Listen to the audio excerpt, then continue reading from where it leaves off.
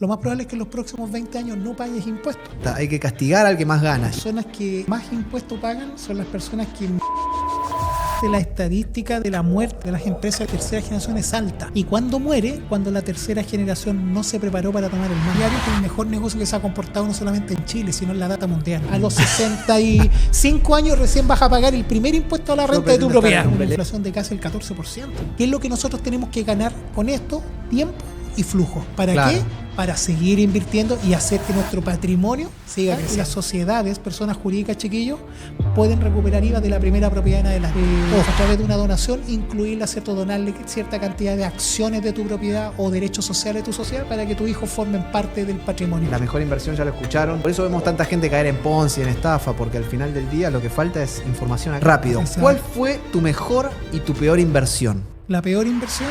Hola a todos, yo soy Rodrigo Barrientos, soy el CEO y fundador de Gen Proactivo, nuestra plataforma de inversión inmobiliaria, y esto es Antes de Invertir, un podcast pensado para todos aquellos que quieren comenzar a entender de forma cercana y sencilla cómo funciona este fascinante mundo de la inversión en general y la inversión inmobiliaria en particular. Si estás dando tus primeros pasos o quieres tomar decisiones más informadas, este espacio es para ti. Y en primer lugar, queremos decirte que este podcast es posible gracias a los amigos de Águila Negra. Si quieres llevar tu marca al siguiente nivel realizando podcasts como este, streaming o cualquier proyecto audiovisual profesional que tengas en mente, contáctalos. Por aquí debajo va a haber seguramente un link con más información. Ahora sí, lo vamos a presentar a nuestro gran invitado, que es un amigo de la casa, un amigo personal. Y él es Raúl Cortés de Baja Tus Impuestos. ¡Un aplauso! ¿Cómo estamos, Raúl? Bien, Rodrigo, muchas gracias por la invitación y mucho éxito a esta iniciativa de este podcast, que sé que muchas de las personas lo están esperando para poder, ¿cierto?, desarrollar un proceso de compra informado. Así es. Bueno, me gustaría que, Raúl, obviamente mucha gente te conoce, pero también ojalá mucha gente no te conozca, que ve este contenido. Así que puedes presentarte como más prefieras, como mejor, como más te guste. Bueno, gracias, Rodrigo, como te digo, por la invitación. Mi nombre es Raúl Cortés. Me dedico al mundo tributario ya más o menos con 15 años de experiencia. De formación soy contador, ingeniero. Poseo un magíster en finanzas y también una maestría en impuestos.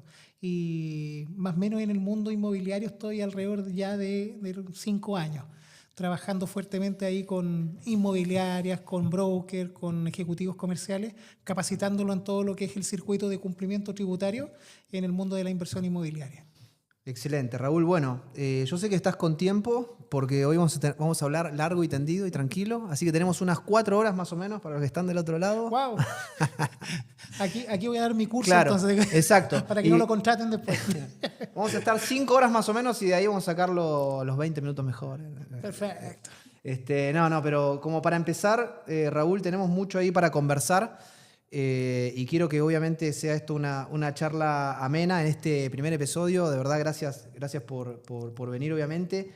Y queremos meternos en el tema de lo que tiene que ver principalmente con planificación patrimonial, planificación tributaria de tu patrimonio. Para todas las personas que estamos en realidad como construyendo esa riqueza, simplemente pensar que no se trata solamente de ser un buen generador, sino un buen administrador, y luego también, obviamente, viene esa patita tributaria de la cual nadie se salva. Así que de eso vamos a hablar el día de hoy. Ojalá podamos cubrir la mayor cantidad de dudas y de consultas que tienen las personas que están del otro lado, que están empezando en este camino. Pero me gustaría comenzar preguntándote, amigazo, ¿cómo fue que elegiste este camino, el camino contable, ¿no? ¿Cómo empezaste? ¿Qué fue por qué te llamó la atención? ¿Cómo partió todo? ¿Y qué es lo que haces hoy puntualmente?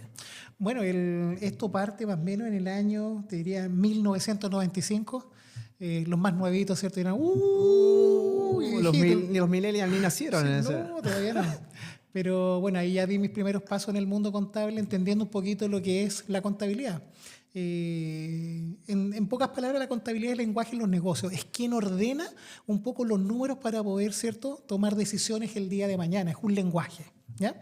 Transforma los hechos económicos en una estructura en donde todas las personas, ¿cierto?, que utilizan esta información puedan entender qué es lo que sucedió, qué es lo que está pasando y puedan proyectar, ¿cierto?, bajo algunas bases históricas el futuro. A este mundo caí, te diría que netamente por la asesoría dedogrática de mi papá. ¿Ya? Ok. Me dijo, te vas a estudiar un comercial y primero me sacas contabilidad y después haces lo que quieras. Ok. Así que en ese tiempo uno no podía preguntar Claro, mucho. no había mucha chance. No, así que me fui al comercial y ahí estudié mis primeros 4 años de contabilidad. Así que... ¿Y ahí te enamoraste enseguida? ¿Te costó al principio? Créeme que la contabilidad no es algo que me haya enamorado, pero sí fui descubriendo, no al inicio, pero sí fui descubriendo en el tránsito del tiempo lo importante que es para la sociedad en la que estamos y también, cierto, para los proyectos personales que el día de mañana comencé a ejecutar. Así que fueron 4 añitos en donde aprendí distintas materias, contabilidad, legislación laboral, tributaria, que son como los ramos ya más técnicos, ¿cierto?, del tema. ¿Costó? La verdad es que sí. ¿Me gustaba? No. Pero, como te digo, a través del tiempo fui viendo que fui aprendiendo y ahí me empezó como un poquito a llamar más la atención. Sí. Bueno, igual los que lo conocen a Raúl saben que yo creo que tenés un don para la docencia. ¿Te gusta? ¿Sos profe? ¿Fuiste profe? Sí, he sido profe de instituto y algunas universidades. Sí, sos bueno enseñando. Gracias, Rodrigo. Hoy día estamos un poquito alejados, pero pronto volvemos. Bueno, tengo un curso ahora este año con la Católica de Valparaíso, así que los que quieran tomarlo parte ahora el 6 de agosto. Excelente. No sé si el podcast sale antes. Listo. Ahí hay cualquier cosa, si compran hay una comisión acá, después lo Sí. arreglamos nosotros. Bueno, quiero empezar con una pregunta relajada, a ver qué hace un contador auditor como Raúl. Te pones un traje del año pasado, ¿no? Un terno así del año pasado y de repente encontraste en el bolsillo así 500 lucas, completamente fuera de tu contabilidad. ¿Qué hace Raúl Cortés con esas 500 lucas? Raúl Cortés, ¿qué hace con esas 500 lucas? Se las gasta. De una. De una. Así de una. Sí, si caen del cielo me las gasto. No, chiquillos, es un chiste.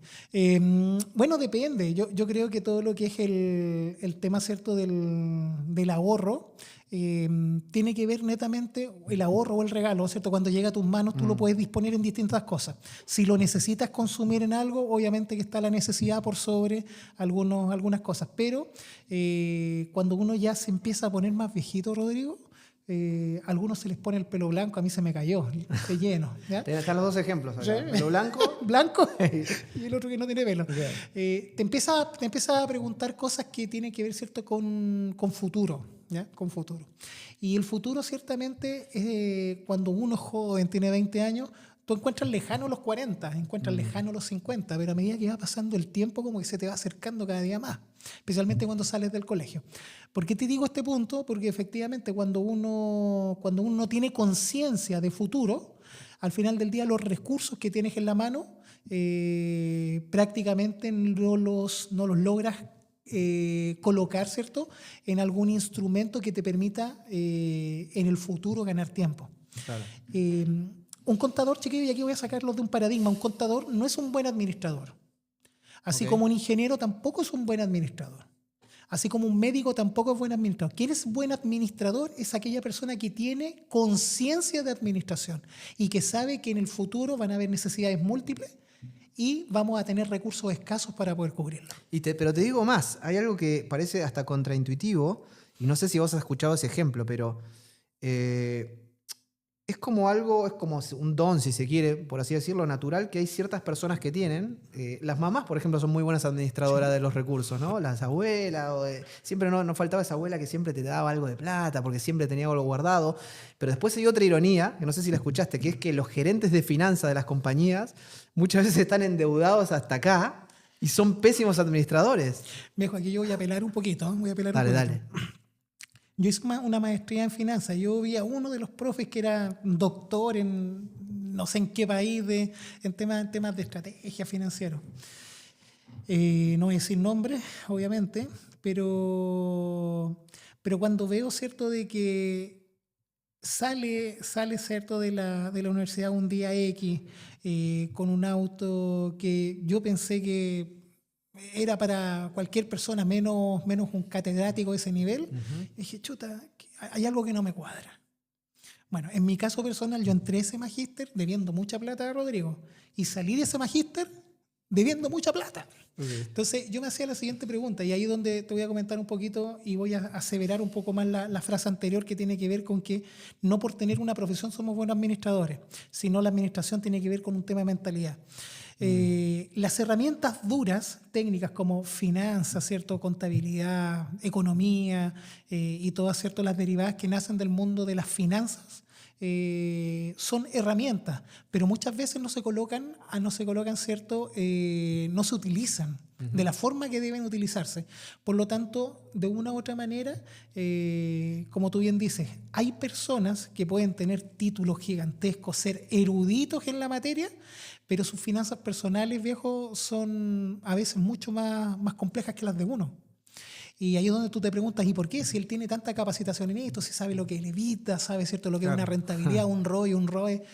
Bueno, ahí pasa lo siguiente. Nosotros, las finanzas personales, tienen que ver más con nuestras emociones que con la estructura técnica. Por eso te decía, si tengo 500 lucas hoy día, mi decisión va a ser invertirlas. Si esas mismas 500 lucas me las hubiese pasado a los 18 años, las gasto en un carrete, Claro. ¿ya? Porque no tengo conciencia de futuro. Entonces, de una u otra manera, la conciencia financiera viene a ser, y yo te diría, cuando uno entiende, ¿cierto?, que el futuro, la curva de crecimiento de necesidades va hacia arriba y la curva de rendimiento de ingresos, si es que uno no tiene un negocio y una estrategia, va bajando. Que es un poco lo que le pasa a las personas cuando se jubilan. De un día para otro pierden, ¿cierto?, un 70% de sus ingresos cuando entran a la cadena, a la línea de la jubilación. Entonces, ¿qué persona hoy día puede jubilar a los 65 años sin perder calidad de vida si es que tu nivel de ingreso baja un 70%? Bueno, qué importante es eso, y acá un poquito empieza estas cuestiones que tienen que ver justamente con mentalidad, entender esa curva que es natural de la vida y que está comprobado, digamos, los ingresos a medida, hay un pic, ¿no?, que tal vez podría andar como por los 40 y tantos más o menos, ¿no?, donde uno está al máximo de su productividad y de lo que va a hacer y aprende y demás. Después va a tener que ver con las habilidades de cada uno, ¿no? Pero luego esa curva es decreciente. Sí. Cada vez se van generando menos ingresos y después baja abruptamente. Y tus necesidades van en aumento. Exactamente. Y justo si uno aprende a invertir desde joven, sobre todo, de los 20, 30 inclusive, y hasta inclusive te diría en parte de los 40, por más que uno parta a los 40, si uno le da a la inversión constantemente, después de los 50, después de los 60, puede empezar a ver cómo esta curva exponencial empieza a subir, ¿no? Exacto. Y ahí se genera como ese neteo, por así decirlo, ¿no? Bajan tus ingresos reales, pero tus inversiones empiezan a tener fruto real también de manera compuesta. Efectivamente, y ahí es donde el interés compuesto juega un papel fundamental en este mundo. Y ahí es donde uno tiene que ubicar cuáles son los instrumentos que te generan esa rentabilidad. Y dentro de ello, dentro del análisis, ejemplo que yo hice, el mundo inmobiliario lo cumple, y lo cumple a cabalidad, especialmente en un país como el nuestro, con una economía que, a pesar de que hoy día está un poco más resentida, Rodrigo, pero los negocios inmobiliarios no los tiene que ir a largo plazo. Claro. Y en el largo plazo el negocio inmobiliario es el mejor negocio que se ha comportado no solamente en Chile, sino en la data mundial. Entonces, cuando uno quiere ver, ¿cierto?, oportunidades de negocio, el negocio inmobiliario forma parte, ¿cierto?, de un portafolio y una cartera de interés para poder realizar esta curva, ¿cierto?, de inversión, y que vaya el día de mañana, ¿cierto?, en un crecimiento exponencial, especialmente, ¿cierto?, cuando se cumplen condiciones específicas, cuando uno compra en un buen lugar, cuando uno, ¿cierto?, realiza en el negocio inmobiliario, uno la ganancia o gran parte de la ganancia la hace al momento de la compra. Eso lo dice Robert Kiyosaki, ¿cierto?, y muchas de las personas a las que seguimos. Entonces, en ese aspecto, Rodrigo, el crecimiento del patrimonio está relacionado netamente con saber en qué invertir, cómo invertir, cuándo invertir y cuánto invertir. Exactamente. Y te hago una pregunta, Raúl, como experto obviamente en las leyes tributarias y demás. Así como existen las reglas en un deporte, como por ejemplo en el fútbol, no se puede agarrar la pelota con la mano, ¿no? Y cosas así. Hey, antes de continuar te quería contar que si estás pensando en invertir en propiedades, en la página de GenProactivo tienes un simulador hipotecario completamente gratuito. Es súper sencillo de usar, no necesitas registrarte y en segundos puedes saber a cuánto te quedan los dividendos, cuánta plata vas a necesitar para el pie, cuánto cuestan los gastos operacionales y un estimado de la renta necesaria para poder acceder a esa propiedad. Ingresa simplemente a genproactiva.com y haz clic en el simulador de hipotecas o pincha directamente en el link en la descripción que te vamos a dejar para poder acceder. Ahora sí, volvamos a la entrevista. ¿Qué tal son las reglas, ¿no? Las reglas del juego tributario con respecto de la inversión inmobiliaria en Chile? ¿Son buenas reglas de juego? ¿Son favorables para el inversionista? Como para poder darle de alguna manera un pantallazo a la gente, porque yo sé que hay países, y por cierto, hago un pequeño spoiler, pero yo recién estaba escuchando medio de oído, no me metí tan profundo, pero una de las reformas que estaba haciendo Trump, no sé si escuchaste, que era el tema de la depreciación acelerada. Y yo digo, pero eso me suena a haberlo escuchado a Raúl en algún momento, que ya lo tenemos acá en Chile, ¿no? Sí, por eso, mi pregunta es concretamente, con respecto a las leyes y a las reglas de juego que tenemos en Chile a la inversión, ¿son favorables? ¿Son buenas? ¿Podrían ser mejores? Bueno, yo eso te lo resumo en dos puntos. El primero, nuestro sistema tributario chileno genera digámoslo así, un piso, una base de igualdad para cualquier persona que quiera desarrollar algún negocio en Chile. ¿Ya? Cuando nosotros vemos, ¿cierto? Y aquí hay distintas opiniones de distintas personas que dicen, ¿cierto? No, es que el sistema tributario o los impuestos en Chile son muy caros, o que el negocio, ¿cierto? El fisco me quiere robar todo. Yo creo que esas son opiniones muy extremistas. Yo creo que hoy día Chile, a nivel de país, y esto yo lo veo a diario en el campo, es un país que hoy día permite a la persona que quiera levantarse temprano, Rodrigo, trabajar, desarrollarse, partirse el lomo trabajando, Chile le permite salir adelante a esa persona. ¿Ya? Independiente del esfuerzo, independiente, ¿cierto?, de que existen muchas opiniones respecto a esto, pero yo veo, ejemplo, y te doy un ejemplo claro, en la oficina llega una familia venezolana que llegó hace 3 años a Chile, llegó con una mano adelante y otra atrás, y hoy día está desarrollando un patrimonio inmobiliario, un patrimonio en billete. Pucha, que cualquier persona se lo quisiera, no decir los montos, pero imagínate, 3 años para desarrollar un negocio. Decilo, si de la no, nada, no estamos diciendo bien. o sea, para llegar de la nada y facturar 5.000 millones en el año, yo me quisiera que mi negocio facturara eso, ¿cachai? Claro. Pero ese es Chile, ese es el Chile de hoy día. Lo que pasa es que nosotros no tenemos conciencia de las realidades de nuestros vecinos y de otros lados. Entonces, nuestra data comparativa, muchas veces, ¿cierto?, no tenemos al lado con quién compararnos. Claro. Pero hoy día Chile, primero, las leyes tributarias te generan lo que se llama certeza jurídica, entender cuáles son las reglas del juego. Si yo hoy día voy a jugar al fútbol y no quiero que el VAR, ¿cierto?, esté, esa es una opinión. Claro. Pero el VAR va a estar sí o sí. Si tú ganas plata, tienes que pagar impuestos, y esa es una realidad. Esa es la primera capa que yo te diría que del mundo tributario te genera certeza. ¿Por qué? Porque sabes cuánto vas a pagar, pero lo que vas a pagar está netamente indexado con lo que ganas. Por lo tanto, ahí nace una premisa: el impuesto no es un fin en sí mismo, sino es producto de una causa. ¿Ya? Entonces, si yo digo, quiero desarrollar un negocio, voy a ganar dinero con esto, voy a tener un incremento de patrimonio, lo primero que tengo que entender, y esto es lo primero, que tengo un socio que se llama Estado, que a lo menos me va a pedir 1/3 de la torta, dependiendo los tramos y dependiendo la figura que yo decida iniciar, ¿cierto?, mi negocio. Y segundo, el negocio inmobiliario en Chile tiene un efecto importante en el Producto Interno Bruto. ¿Ya? Okay. Hay algunos estudios, ejemplo, de la Universidad de Adolfo Ibáñez, dice que el 14% del Producto Interno Bruto lo aporta la constructora inmobiliaria. Entonces, estamos hablando de que tiene un impacto importante en la generación de la riqueza del país.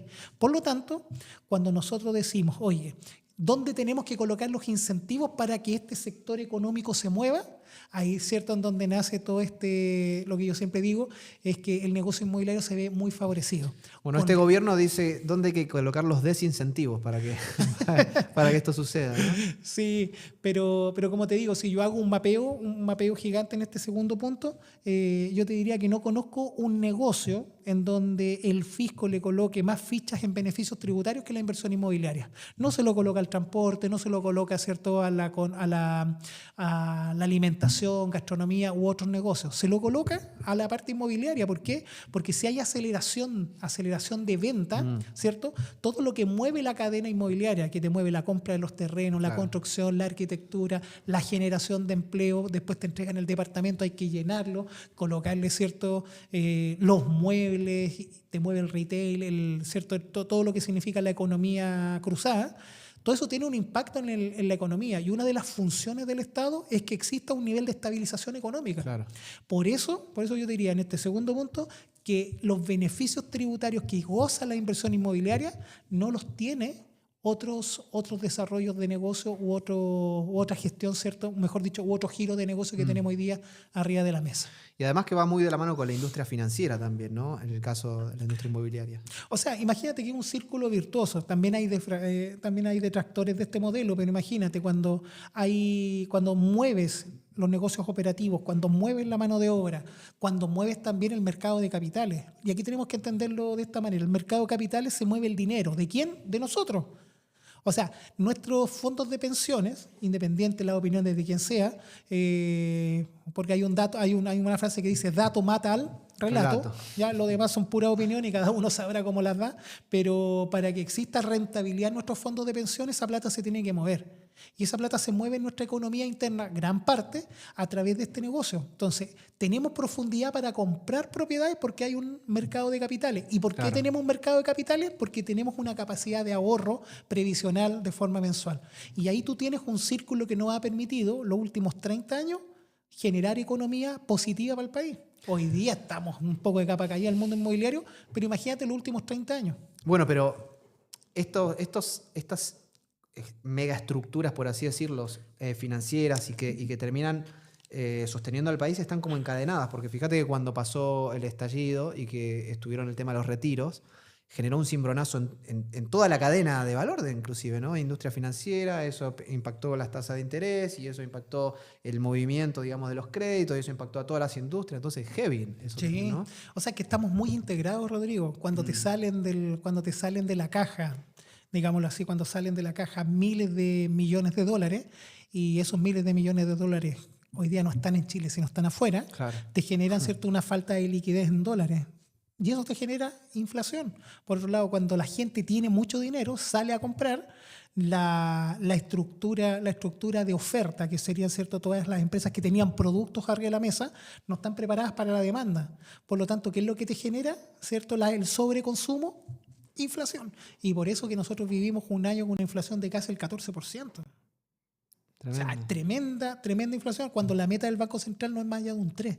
Para sostener la inflación, ¿cierto?, como meta durante todos los años, post pandemia, tuvimos una inflación de casi el 13,8%, casi 14%. Se encareció todo. Tremendo. Y para avanzar un poquito en los temas, Raúl, ¿cuán importante es realmente para personas que están proyectando? Porque tal vez del otro lado, no sé, hay un médico que tiene simplemente sus ahorros, tiene fondos mutuos, tiene depósito a plazo, o un empresario que tiene su capital de trabajo y demás, pero dice, quiero empezar a construir patrimonio. ¿Cuán importante es que haya una planificación tributaria detrás de esa figura, ¿no?, del fondo, de poder adquirir patrimonio que lo pueda estructurar bien de manera tributaria? O sea, yo te digo que es relevante como en orden de prioridades. Primero, mentalidad financiera. Segundo, una estrategia financiera de crecimiento de patrimonio.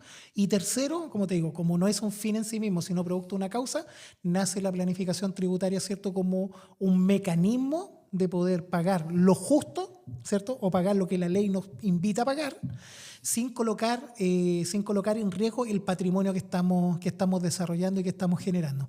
Aquí hay una máxima que yo siempre digo cuando me preguntan.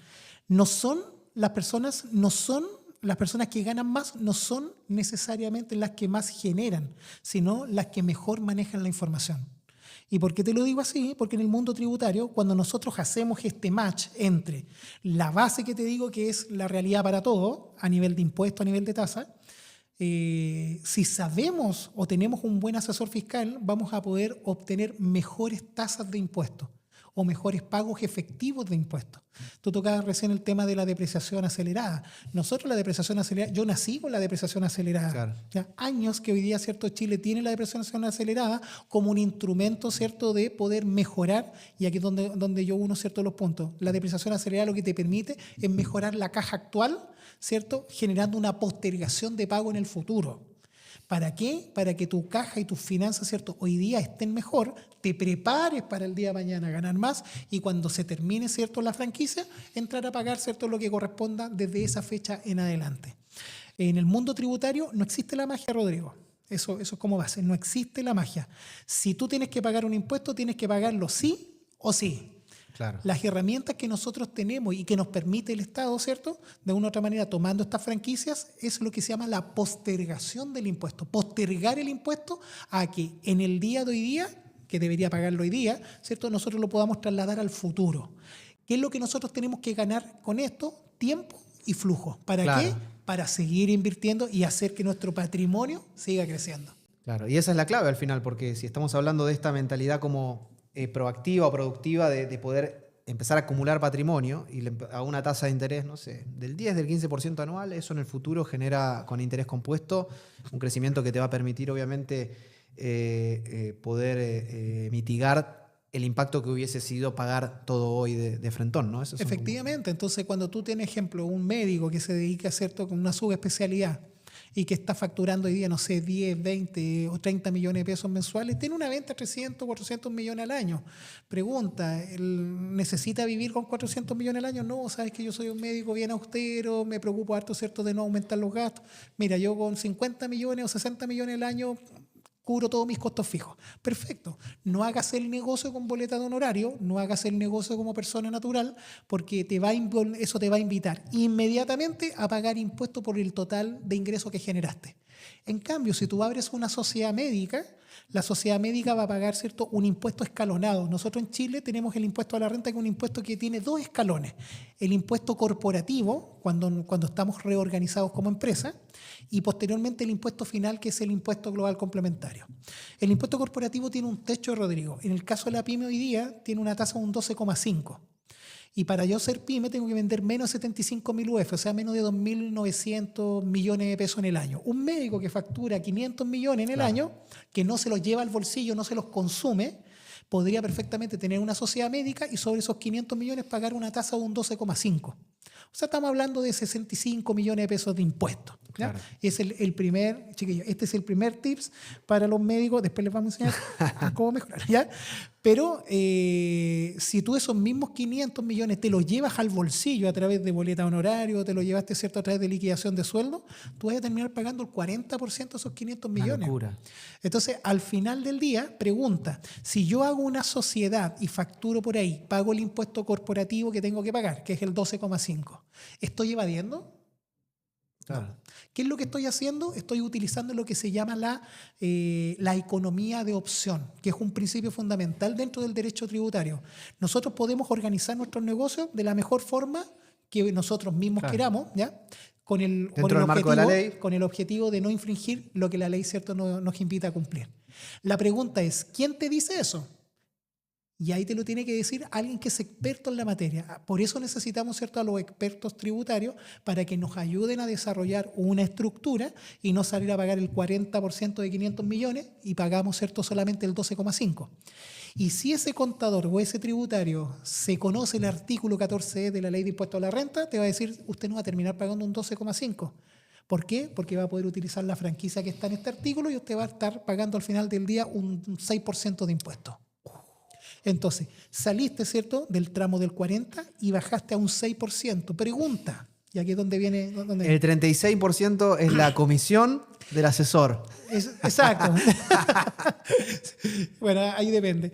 Pero saliste de un 40% y bajaste a un 6%. ¿Ya? Claro. Pregunta, Raúl, ¿y para llegar a ese 40% el fisco se va a hacer el tonto con la sociedad médica? No. Las utilidades van a estar dentro de la sociedad, Rodrigo, y cuando el médico decida retirarlas, se va a integrar el segundo impuesto, que es el global complementario. Claro. Por lo tanto, lo único que te hace la ley en este caso, y imagínate que el tema está fundado así, te hago pagar menos impuestos porque hay una máxima que dice que a mayor impuesto a la renta, menor es el crecimiento económico. ¿Ya? Eso está demostrado matemáticamente a través de la curva de Laffer, todos los estudiosos. Entonces, ¿qué es lo que ocurre con el impuesto a la renta? El impuesto a la renta atenta contra el crecimiento económico, y el crecimiento económico es el que genera bienestar en una sociedad. Entonces, cuando nosotros decidimos diseñar un sistema tributario en donde tienes que pagar el 40%, pero no necesitas llevarte todo al consumo porque no te lo vaya a consumir y te genera esta estructura previa de impuesto a la renta como impuesto corporativo, efectivamente tú bajas de una tasa real de un 40 a una tasa, ¿cierto?, con franquicias tributarias incluidas de un 6. Pero esa empresa todavía no ha terminado de pagar el impuesto final. No está en la salida, digamos, del camino. Por eso te digo que ahí hay una suspensión de impuestos en el futuro. Claro. Entonces la pregunta es, ¿cómo yo utilizo la estrategia de inversión para que este modelo dé vuelta, ¿cierto?, a través, ¿cierto?, del tiempo, para que cuando yo tenga que ir a pagar el impuesto, lo que yo me ahorré en esta pasada me generó el suficiente flujo para poder responder a esa responsabilidad el día de mañana? Claro. Que heavy igual, porque está... recién tocaste un tema que por ahí la gente no se da cuenta, pero es un tema que lo juega mucho la política hoy por hoy. Porque esto que vos decís, de que está estudiado y el sistema tributario, al menos en Chile, funciona así, donde te dice, yo no es que no te estoy queriendo cobrar, de hecho te voy a cobrar más. Porque si vos más ganás, al final del camino, más pagás. En algún momento más vas a pagar y eso al final del día hace que el PIB crezca y que la sociedad se desarrolle. Pero la política, justamente, sobre todo ciertos sectores, hacen lo contrario. Es como que dicen, no, hay que aumentar el impuesto a la renta, hay que castigar al que más gana. Y de esa manera se genera comprobadamente decrecimiento, ¿no? Exacto. Efectivamente. Ahí es cuando los sesgos políticos funcionan, ¿cierto? Respecto a temas que ya están comprobados como el crecimiento económico. O sea, si yo hoy día, y la ecuación del PIB contiene, ¿cierto?, el ahorro-inversión, o mejor dicho, la inversión, pero yo no puedo invertir si no ahorro. Claro. Entonces las empresas, y te coloco el caso práctico de este médico, si este médico en la cuenta corriente va a tener 400 millones de pesos detenidos, ¿los va a colocar dónde? En depósito a plazo. Claro. Y el depósito a plazo, ¿cierto?, va a ser el instrumento de, entre comillas, de cero riesgo que va a utilizar para la inversión que tiene, pero esa plata va a llegar a la economía y en la economía se va a prestar una tasa mayor que la va a tomar un empresario, que la va a tomar un emprendedor y la va a hacer incrementarse. O, ¿cierto?, esos 400 millones puede venir, ¿cierto?, una muy buena asesoría inmobiliaria y ahí, ¿cierto?, se le puede ofrecer con esa plata, en vez de comprarse 4 propiedades de 100 millones, comprarse 8 propiedades, ¿cierto?, dando un pie de 50 cada uno y claro, se quedan, ¿cierto?, con un dividendo y un arriendo chiquito. Entonces, ahí es donde viene el concepto de inversión. O sea, cuando yo invierto, cuando tengo la capacidad, ¿cierto?, de ahorrar. Sin ahorro no hay inversión. Excelente. Metiéndonos a ver un poquito en el tema inmobiliario y los beneficios y la estructuración, ¿desde qué momento crees vos que es como, y acá te lo voy a hacer como pregunta personal y aprovechamos la consultoría en vivo, pero ¿desde qué momento crees que amerita decir guarda? O sea, porque acá podés llegar a tener un problema. Por ahora está todo lindo porque tus departamentos se pagan, porque está todo bien, pero ya en mi caso, nosotros como familia, si todo sale bien este año, vamos a terminar con más de 20 propiedades, es lo más probable. Entonces, gracias. Con mucho esfuerzo, sacrificio, todo, dándolo todo ahí, pero esa es como la meta y así es como probablemente terminemos. Bueno, y ahora aprovechándote que te tengo acá, vamos a aprovechar un poquito de consultoría en vivo, esto para mí, a ver si puedo sacarle algo acá al maestro, porque te he escuchado en más de una ocasión hablar de que uno muchas veces, claro, muchas propiedades, 10 propiedades, 15 propiedades. En nuestro caso, si Dios quiere, a fin de año vamos a terminar con 20 propiedades, que ese es como el objetivo y la meta. Pero tengo un poquito de miedo y quiero empezar a pensar en esta estructuración o planificación u optimización, no sé cómo quieras llamarlo, tributaria. ¿Por qué? Porque te he escuchado más de una vez, como decía recién, hablar de qué pasa con la herencia, qué pasa si hay algún problema, etcétera, etcétera. Entonces, ahí me gustaría saber, dentro de lo que es la industria inmobiliaria, la inversión inmobiliaria, ¿desde qué momento amerita una estructuración donde se podrían pasar o amerita pasar las propiedades, por ejemplo, a una sociedad de inversión y optimizar, hablando de todos estos beneficios que hablábamos recién, como por ejemplo en el caso de los médicos? Bueno, ahí yo creo, Rodrigo, depende mucho de la persona.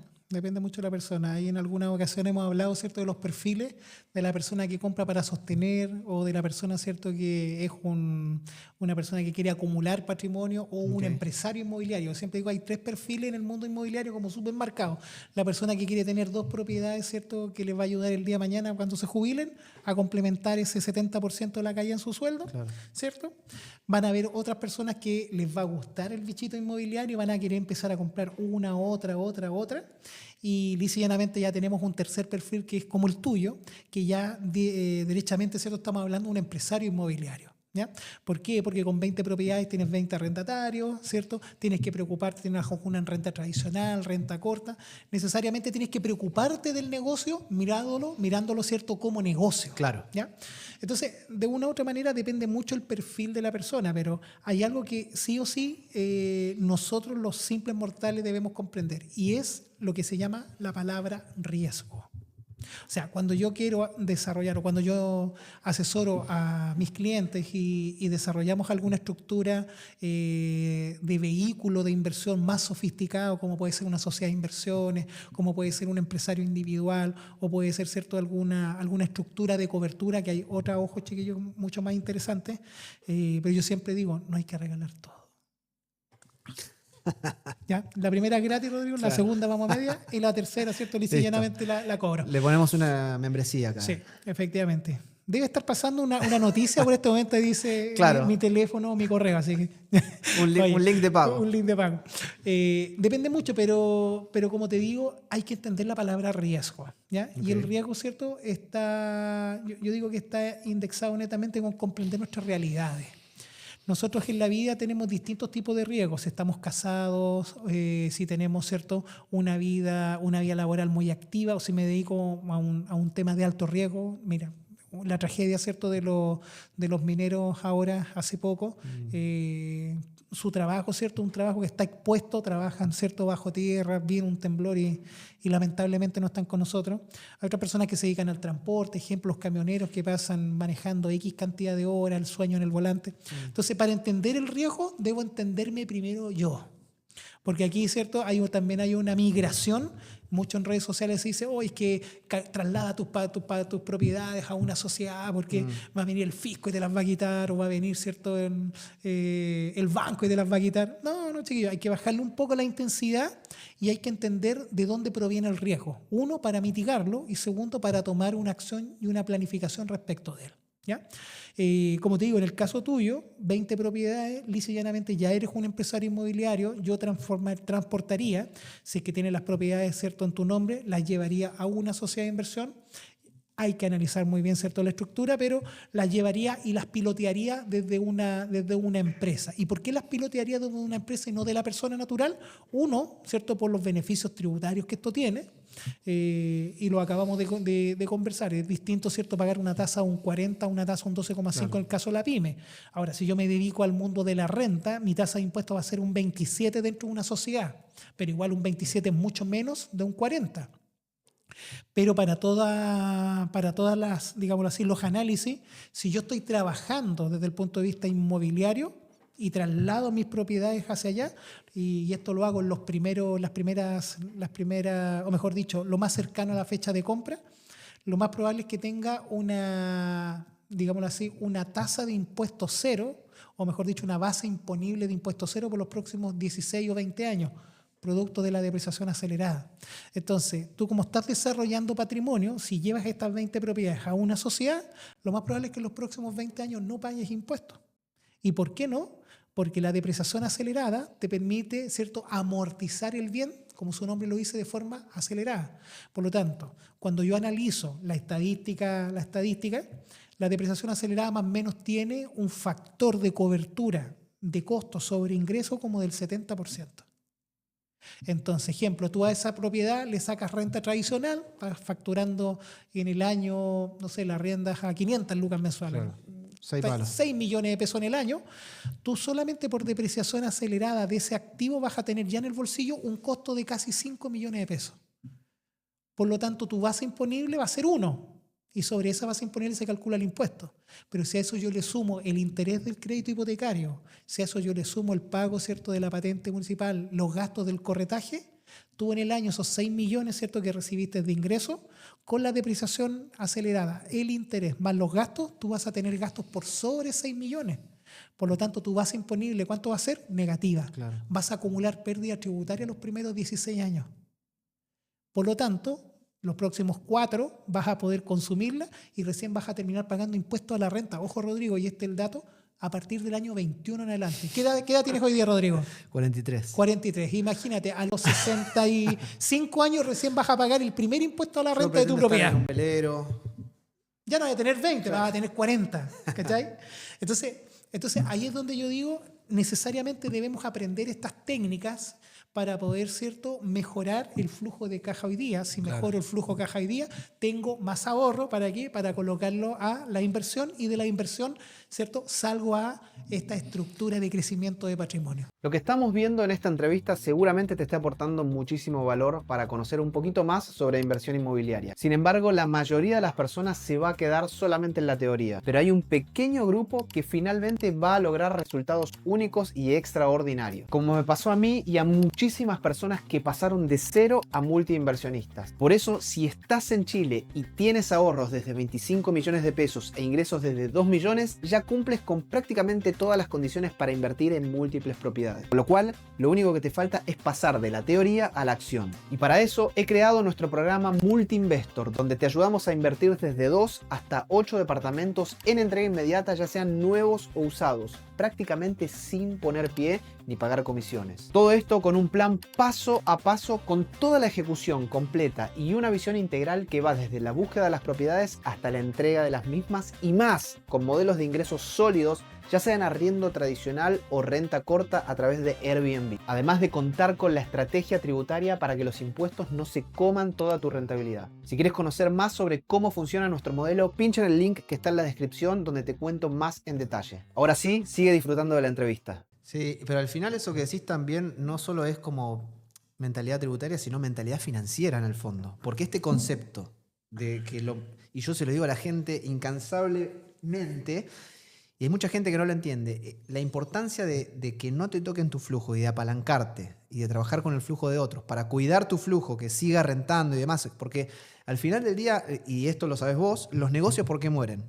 Por flujo de caja. Por flujo de caja, porque no tienen la platita para poner los sueldos, para pagar proveedores, para pagar el local, etcétera, etcétera. Entonces, lo más interesante acá, lo que nos dice Raúl, es justamente esto, que las estrategias de optimización en tu negocio inmobiliario, en el negocio que sea, hablemos del negocio inmobiliario como un negocio más, es justamente cuidar, usar las herramientas que hay para optimizar ese flujo de caja. Me parece súper potente. Y con respecto a la inversión inmobiliaria, Raúl, ¿qué rol juega, digamos, ahí el empresario individual? ¿Es como un punto intermedio? ¿Se puede hacer esto como empresario individual o sí necesitas transformarte en una sociedad de inversión? A ver, yo el empresario individual entiendo que es una figura muy usada el día de hoy, producto, ¿cierto?, del tema de la solicitud, la recuperación del IVA. Tenemos también, ¿cierto?, una optimización tributaria. El empresario individual sigo siendo yo mismo, pero le digo al servicio de impuesto interno que quiero hacer un negocio. Claro. O sea, que con mi RUT se apertura un giro de negocio. Exacto. El problema del empresario individual es que como figura de traspaso generacional del patrimonio está muy limitado. ¿Ya? Porque el empresario individual, al ser yo mismo, ¿cierto? Prácticamente cualquier traspaso de patrimonio que realice, ¿cierto?, en vida, es verdad, el riesgo de que recae igual sobre la persona. Se realiza, efectivamente, entonces se realiza a través de una estructura de enajenación. Entonces, y si enajeno, voy a generar y voy a mover inmediatamente, ¿cierto?, valores tributarios. Si hoy día voy a enajenar una propiedad que compré y que tengo como empresario individual hace 10 años, la plusvalía, ¿cierto?, voy a tener que pagar impuestos sobre la plusvalía, aunque me esté reorganizando. ¿Ya?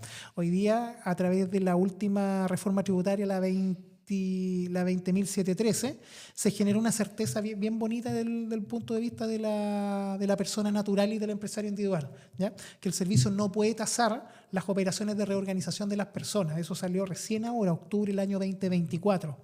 Pero la figura del empresario individual, como te digo, su génesis tiene otro origen.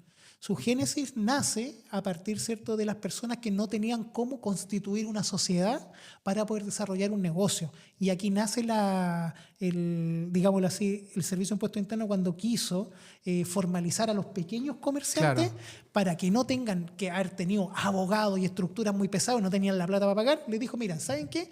Hagan el negocio a través de su RUT y nosotros creamos una ficción tributaria. Y nace el empresario individual. Pero jurídicamente eso no tiene ni un respaldo por ningún lado. ¿Cachai? Claro. De hecho, el empresario individual, en la única parte que figura dentro de la ley es en el Código Tributario o en la ley tributaria. ¿Por qué? Porque no tiene una concepción de desarrollo jurídico.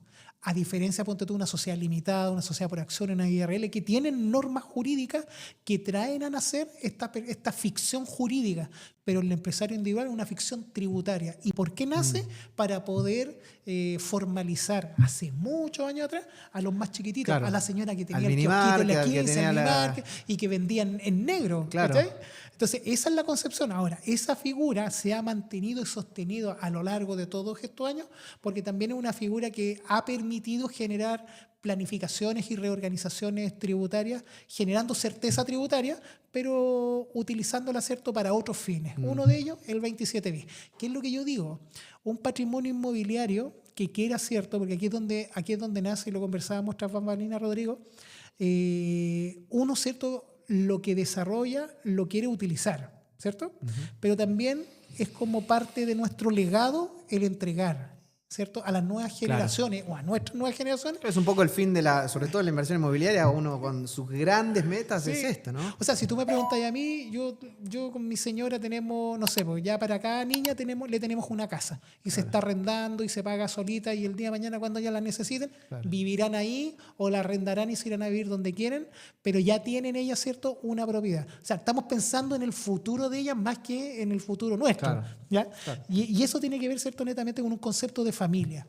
Y también, ¿cierto?, de traspaso generacional. Entonces, cuando tú tienes todo en tu RUT, ¿cierto?, para que ellas pasen a tomar dominio el día de mañana de ese patrimonio, necesariamente tiene que pasar por el proceso de posesión efectiva para que ellas, ¿cierto?, a través de esa estructura posean el dominio. En cambio, cuando tú lo haces a través de una estructura de sociedades, tú puedes anticipar algunas cosas. ¿Ya? Y ahí es donde, ¿cierto?, una persona jurídica, dependiendo los sabores que uno, yo digo sabores, ¿cierto?, dependiendo del tipo jurídico que quiera desarrollar, tú puedes, ¿cierto?, incluir a tus hijos a través de procesos que son totalmente normados, ejemplo, la ley de donaciones. A través de una donación, incluirla, ¿cierto?, donarle cierta cantidad de acciones de tu propiedad o derechos sociales de tu sociedad para que tus hijos formen parte del patrimonio e incluirlos dentro, ¿cierto?, del desarrollo del esfuerzo que está generando hoy día la familia para, ¿cierto?, para poder nutrirse o vivir sobre estos incrementos o rendimientos que va a tener el negocio en el futuro. Entonces, eso no lo puedes hacer mirado al punto de vista del empresario individual. Claro. Otra restricción del empresario individual, Rodrigo, y con esto te doy la palabra, es que es una figura muy mía, soy yo. Soy yo, nadie más que yo. Primero yo, segundo yo, tercero yo y cuarto mi sombra. ¿Ya? Entonces, tú como ya eres un empresario inmobiliario, si tú quisieras desarrollar una asociatividad con alguien para desarrollar o para incrementar el negocio inmobiliario, tú no podrías asociarte con nadie. En la figura del empresario individual eso no existe. Claro. Entonces, ¿qué es lo que ocurre con un negocio que parte con un empresario individual? La única manera que tiene para poder hacer fusiones o hacer negocios en conjunto con otras personas, fusionando sus patrimonios, es que este empresario individual pase por un proceso que se llama conversión y nazca una sociedad. Pero como empresario individual no lo puede hacer. Por lo tanto, es una figura muy, muy restringida para poder crecer a nivel de patrimonio. Claro. No, impresionante, ¿eh? Tremenda lección. Por acá te estoy pasando el cheque. Esa es la segunda pregunta. Esa es la segunda. Vamos por la tercera. No, espectacular. La verdad que me abre obviamente un montón de puertas y de inquietudes. Pero igual, yo creo que, y ahí decime si me equivoco, por ahí no sé si lo sabrás o no, pero creo que la figura del empresario individual es la única que permite en el fondo hacer recuperación de IVA porque tiene el nexo con el crédito hipotecario que te permite, como que la escritura está a tu nombre, te permite recuperar el IVA, porque si no, no podrías recuperar el IVA. O digo mal, ¿Se entiende lo que quiero decir? Sí, sí, sí.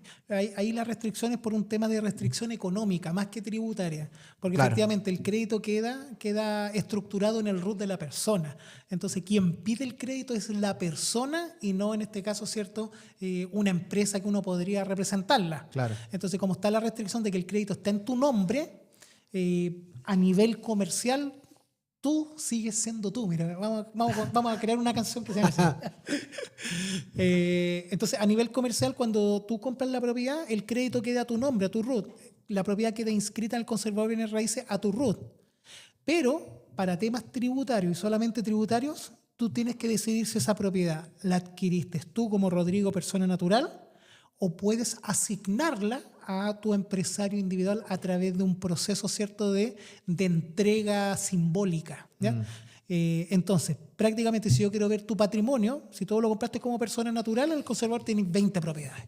Pero en el servicio de impuesto interno, si te creaste como empresario individual, ejemplo, a partir de la 4ª propiedad en adelante, tú tienes 3 propiedades como persona natural y tienes, ¿cierto?, 17 propiedades en tu empresario individual. Aunque para el mercado sigue siendo tu mismo root, pero para el servicio está diferenciado. Y la restricción del tema del IVA, netamente, ¿cierto?, está dada por en donde queda anclado el crédito hipotecario. Claro. ¿Ya? ¿Es la única opción que tengo para hacerlo? La respuesta es no. Existen otras opciones, por eso que les dejo mi número de teléfono aquí. Ahí pasando. Por este momento. Les dejo ahí, ¿ya? Para que me contacten y veamos si hacemos una estructura. Pero aquí lo que yo sugiero mucho, Rodrigo, es poder desarrollar la inversión a través de un vehículo que es una sociedad. Y para eso hoy día hay algunas mutuarias que hoy día están comprendiendo bien este tema de restricción. Lo que pasa es que el banco, ¿cierto?, como está supeditado, ¿cierto?, a normas de la superintendencia y temas, ¿cierto?, de normativos mucho más complejos que las aseguradoras o las mutuarias, el banco, ¿cierto?, se supedita mucho al tema de riesgo. Y también, ¿cierto?, a la normativa vigente de endeudamiento. No puede estar la persona endeudada, ¿cierto?, más de un 30%, porque eso lo dice la ley, ¿ya? En cambio, en el caso de las mutuarias no es tan así. Tiene un poco más de libertad porque su modelo de negocio no está regido bajo la estructura de cumplimiento de la ley, ¿cierto?, de la CMF y las normativas financieras, sino más bien, ¿cierto?, son entidades que buscan la protección, pero tienen un poquito más de libertad con eso. Y hay algunas mutuarias hoy día que comprendieron o están comprendiendo muy bien este tema, este modelo. Entonces, te evalúan a ti como persona natural, tu capacidad de crédito, todo, pero te pueden entregar el crédito a una sociedad en donde tú seas dueño del 100% de las acciones o del 100% de los derechos sociales. Claro. ¿Y qué generas con eso? Rompes, ¿cierto? Rompes la estructura de que el crédito quede a tu nombre y que la restricción del 27 bis la tengas que hacer tú. Claro. Sino que se lleva directamente el crédito a la sociedad y las sociedades, personas jurídicas, chiquillos, pueden recuperar IVA de la primera propiedad en adelante. Ojo, si se quieren dedicar a la renta amoblada, sea tradicional o corta, porque renta tradicional, eso es exento de IVA y ya no los va a poder recuperar. Claro. Buenísimo. Y en el caso de los que ya hicimos, como en mi caso 27 bis como empresario individual, y se genera esta sociedad, el tema del IVA, ya haber pedido el 27 bis, ¿tiene una complicación para traspasarlo o no? No hay complicación en el traspaso. A ver, aquí hay 2 carriles. Uno, el carril civil, y otro, el carril tributario. Dentro del mundo civil, tú no tienes ninguna restricción para vender tus propiedades que recuperaste. Rodrigo, te quiero comprar las 20. Mis bienes puede circular. Rodrigo, te quiero comprar las 20, amigo. Claro. Así que Claro. asesoré al Gen Proactivo, me gané una comisión. Ya te quiero comprar las 20. Vamos, firmamos la escritura, determinamos el precio, tú me vendes las 20. Sí. ¿Cierto? Yo las compro, las ingreso a inscripción, el conservador las inscribe y yo tengo las propiedades a mi nombre. La pregunta es, ¿qué le pasa a Rodrigo? ¿Qué le pasa a Rodrigo sobre esas 20 propiedades? Entonces ahí es donde empiezan los análisis. Primero, vamos a tener que ver si es que las propiedades me las vendiste más caras al valor que la compraste. Lo más probable es que sí. Claro. Entonces, esa plusvalía, tú vas a tener que pagar impuesto a la renta sobre la ganancia. Ese es el primer impuesto que vas a tener que pagar. Si estás estructurado como empresa, vas a pagar, ¿cierto?, el 27%, porque estás trabajando con una empresa que se dedicaba a la renta pasiva. Claro. Entonces, el primer impuesto que vas a tener que analizar es renta. El segundo impuesto que vamos a tener que analizar es el IVA. ¿Por qué? Porque tú me vas a estar vendiendo algo sobre lo cual tú, ¿cierto?, como estructura de vendedor, eres habitual. Tú arrendabas las propiedades de forma habitual. Por lo tanto, tienes una habitualidad en tu prestación de servicio. Por lo tanto, cuando tú me vendas esas propiedades, van a quedar afectas Claro. a IVA. Ahora, yo te las voy a pagar, ¿cierto? Con el IVA incluido dentro del precio. Por lo tanto, la platita que te llegue en el bolsillo, tienes que separar una partecita para devolver el IVA, ¿cierto? O para pagar el IVA, y otra partecita para pagar la renta. Y lo que te quede arriba de la mesa, suponiendo que tenías todo pagado al banco, es la platita que te va a quedar a tu bolsillo. Entre comillas, impuesto, ¿cierto? El primer escalón del impuesto, que sería el impuesto corporativo. Entonces, para hacerla fácil, si tú pediste IVA, tienes que devolver el IVA. En el caso de una venta, tú vas a vender el producto más caro porque el producto generó plusvalía. Y el IVA se para, ¿cierto? O se plantea sobre el incremento o sobre el valor agregado de los productos. Por lo tanto, si tú compraste la propiedad en 100, recuperaste el IVA, suponte recuperaste 15, pero pasaron los años y tú me lo vendiste en 200, tú no vas a pagar un IVA de 15, vas a pagar un IVA de 30. Claro. ¿Ya? ¿Por qué? Porque sobre el diferencial, que es la apuesta de valor o la agregación de valor, yo te voy a tener que pagar, ¿cierto?, los 200 millones y ahí van a haber 30 millones de pesos de IVA. Los 15 que tienes acá, o los 15, ¿cierto?, que a ti te costó, si tú recuperaste el IVA, lo recuperaste anticipado. Por lo tanto, cuando llegue el momento de vender, vas a tener que pagar los 30 al fisco. Si no recuperaste los 15 y los dejaste como crédito fiscal, cuando llegue este momento, de los 30, ¿cierto?, que va a estar fija la operación, tú vas a tener 15 de crédito y solamente vas a tener que pagar el diferencial. Pero como uno hace recuperación de IVA, uno anticipa este efecto. Y es un efecto de caja. Por eso que en la recuperación de IVA no hay un incremento de patrimonio ni se paga impuesto por la recuperación de IVA. Porque lo que tú estás haciendo una recuperación de caja, una recuperación de liquidez. Claro. Que tú decides si lo haces de forma anticipada o lo dejas contra el exit, contra la salida del activo, contra la venta del activo. Pero si yo quisiera pasarla a una sociedad de inversión el año que viene, ahí se juega el tema de IVA, se enajena, ¿cómo se traspasa, digamos? ¿Es una venta? Ya, en el caso de una reorganización,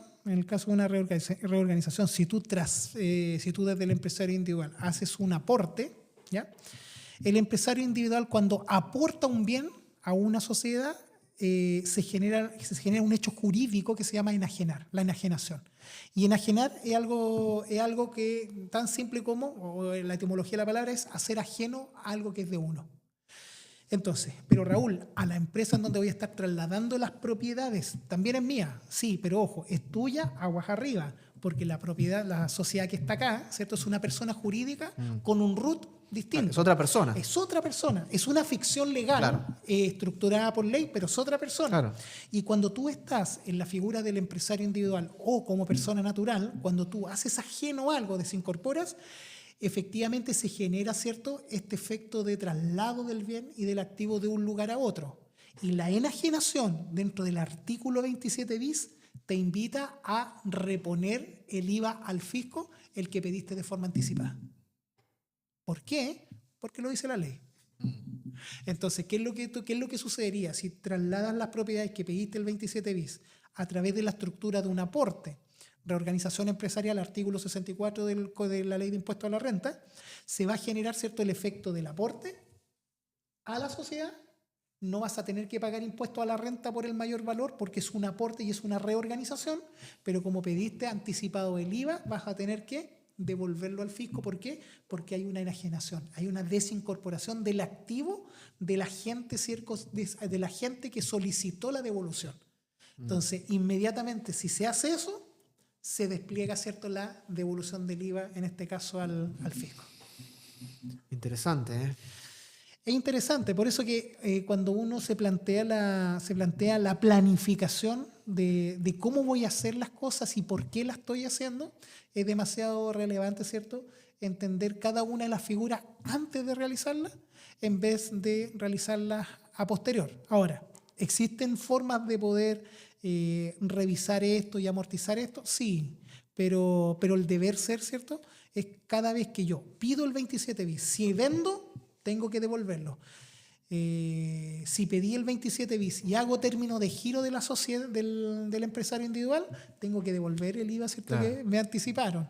Si yo pedí la devolución del IVA y arriendo activos que son afectos a IVA, como los departamentos amoblados y afectos a departamentos no amoblados o bodegas y estacionamientos, voy a tener que restituir de forma adicional mensualmente, ¿cierto?, el 19% por los arriendos exentos. Y eso se llama restitución especial del 2710. Tremendo, ¿eh? No te quiero aburrir muy mucho con interesante. eso. No, muy interesante, pero bueno, la gente ahí, el tema de IVA es un temazo que obviamente siempre sale de la mano de los que quieren ser multiinversionistas, como llamamos nosotros.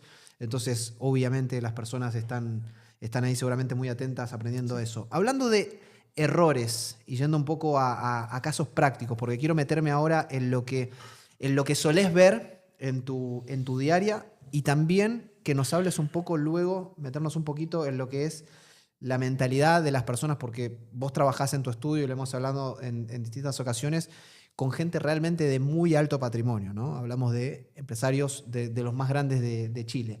Entonces ya vamos a hablar de eso, pero quiero saber en el caso y acá dejarte totalmente como libre a esto, historias de terror de personas que tal vez han cometido errores que terminan pagando muy caro por justamente no saber estructurar esta parte impositiva. ¿Tenés alguna historia, algo que te acuerdes de ahí como para mencionar? O sea, yo te digo que hoy día las personas que más impuestos pagan son las personas que menos invierten en su educación. Y no solamente no invierten en su educación, sino también no invierten en un buen asesor, ¿ya? Un buen asesor debería pagarse solo, Rodrigo, ¿ya? Con las economías que te podría hacer, con la norma arriba de la mesa, debería perfectamente pagarse solo sus honorarios. Sí. Entonces, cuando tú eres una persona de alto patrimonio y tu tasa de impuesto global complementario es de un 40% y sigues haciendo negocios por tu RUT personal sin tener la necesidad de llevarse al consumo todo el dinero que estás generando, yo te diría que es una pésima estrategia, o mejor dicho, no hay estrategia tributaria de por medio. Claro. ¿Ya? Entonces, primer punto, un asesor bueno se paga solo. Está bien, pero definamos para la gente que está del otro lado, porque las personas que están del otro lado dicen, yo seré una persona de alto patrimonio, un generador de altos ingresos. ¿Quiénes son las personas que hoy en Chile crees que desde qué momento de este global complementario amerita tener una estrategia tributaria? Hablando de profesionales, inclusive de pequeños emprendedores, porque hay gente con tiendas pequeñas y demás que generan muy buenas lucas. ¿Desde qué ingreso estamos hablando? Mira, a ver, para esto es necesario comprender cuál es la tasa de impuesto que yo estoy pagando. O sea, una persona de alto patrimonio no está definido, ¿cierto? No está definido qué es alto patrimonio. O sea, si gano 10 millones de pesos mensuales, si gano 5 millones de pesos mensuales o gano 100 millones de pesos mensuales. El desarrollo, ¿cierto? O el concepto de alto patrimonio, yo te diría que está dado por la capacidad de generar flujos de efectivo, mirado desde el punto de vista de su esfuerzo personal. ¿Ya? ¿Para dónde voy con esto? Y aquí lo quiero hacer un poquito bien práctico. El impuesto global complementario, que tiene una tasa marginal de un 40%, que es la tasa máxima, que aplica como tasa directa, chiquillos, tasa directa a las rentas que están por sobre 230 millones de pesos en el año, que serían personas que hoy día ganan 18 millones de pesos mensuales. Ese 40% no es una tasa real, es una tasa que le falta integrarse. No sé si has visto la tabla de global complementario, que al lado hay un tramo que dice rebaja. No. Ya. La tabla global complementario tiene 4 conceptos. Desde hasta el factor ¿cierto? del impuesto directo y el último tramo que se llama rebaja. Ok, claro, lo que puedes rebajar anual. Lo que tú puedes rebajar de tus ingresos de forma anual, ¿ya? Esa rebaja tiene que ver netamente con lo que hoy día se llama la justicia tributaria, ¿ya? Hoy día todos nosotros debemos ser medidos en la misma manera, ganemos 10 millones de pesos mensuales, ganemos 500 lucas mensuales, ganemos 100 lucas mensuales. Nuestro sistema tributario tiene que medirnos a todos con la misma vara, ¿ya? Aunque existe un concepto de progresividad, ¿cierto? Vamos a pagar más impuestos mientras más ganamos, pero necesariamente las rentas que nosotros vamos ganando, que están en tramos comparativos con personas más bajas, me tiene que aplicar la misma tasa de impuestos. Me explico.